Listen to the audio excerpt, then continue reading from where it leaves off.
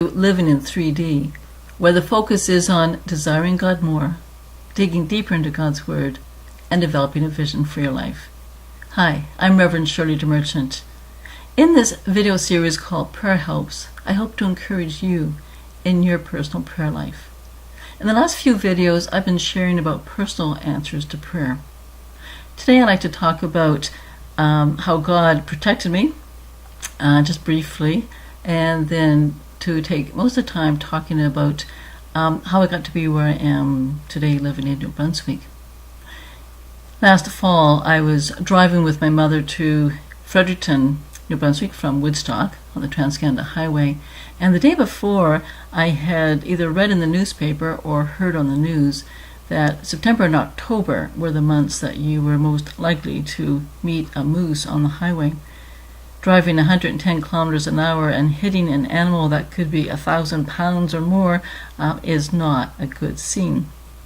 So that morning I prayed that God would protect us on the highway, and I was hypervigilant, watching the ditches and sides of the highway for any sign of moose. Fortunately, I didn't see any moose, but I did see a very large ball of black fur begin to cross the road in front of me. It was a bear cub.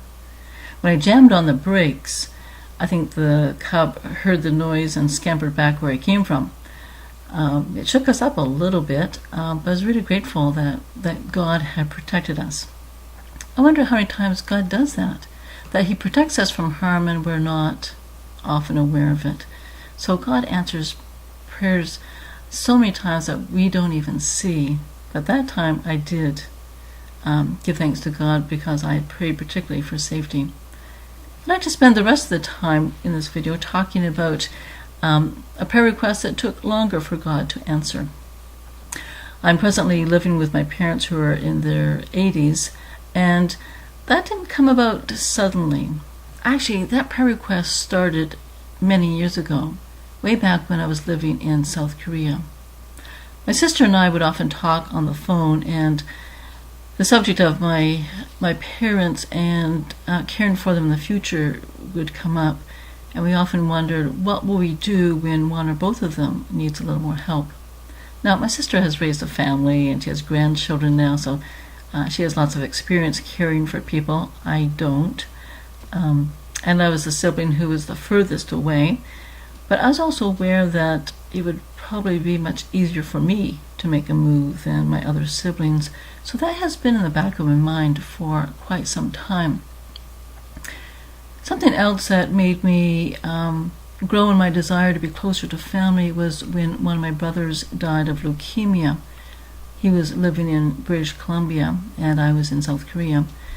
I flew from South Korea to attend the funeral, to be with my sister-in-law and her family, but my parents had made the trip from Atlantic Canada to British Columbia a few months earlier when my brother was feeling better, and felt that they couldn't make that journey, that it's really costly to fly across Canada.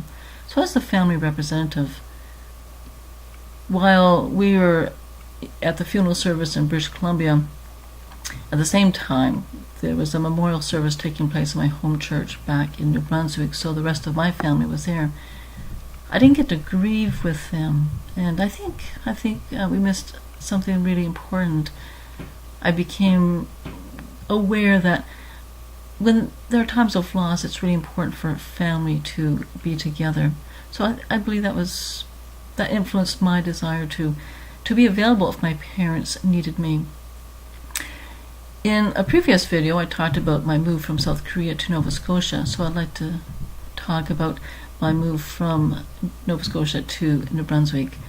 I was serving as senior pastor at Stevens Row Baptist Church in Dartmouth, and in November of 2014, I was talking to my mother on the phone.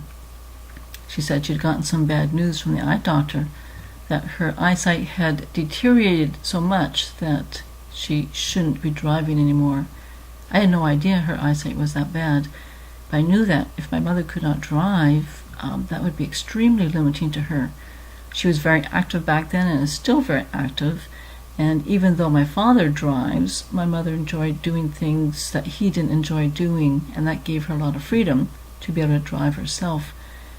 In New Brunswick, it's really difficult to survive if you can't drive. So when I hung up on the phone call, I felt a nudge from the Lord that perhaps this was a sign. Perhaps this was the time to begin thinking of making a move. Now, I didn't really want to. I've moved many times, and I have way too many books and papers to make moving a very enjoyable experience. But God planted this desire in my heart a long time ago. And as I sought God's will, I thought about the details that needed to be thought through before I brought this up to my parents. Was it enough if I moved to the community and lived near my parents, or would it be better if I lived in the house with my parents? And how would that work out? It was a little bit like Nehemiah. I've always appreciated how Nehemiah thought through his plans, prayed through his plans before he presented his plans. And as I sought God's will, I was reminded of an experience in the life of King David. 2 Samuel tells us that David wanted to build a temple for the Lord. That was in his heart. But God didn't want him to. In 2 Samuel 7, God responds to David, and he says to David, David, what you desire is a good thing. But I don't want you to build the temple for me. I want your son to build the temple. I think there are really two important lessons here. One, real prayer is a matter of the heart. We really need to bring to God what's in our hearts. I think this picture is a beautiful picture of what real prayer is. Not only do we need the courage to bring before God our deepest desires, we need to remember that our desire doesn't mean it's God's will. That we can want something very good and right in our eyes, but that doesn't mean it's God's will for us. I find many people confuse desire with God's will. So it's important for me to find out, is this what God wanted me to do? And so the next test was to see what my parents thought of the idea.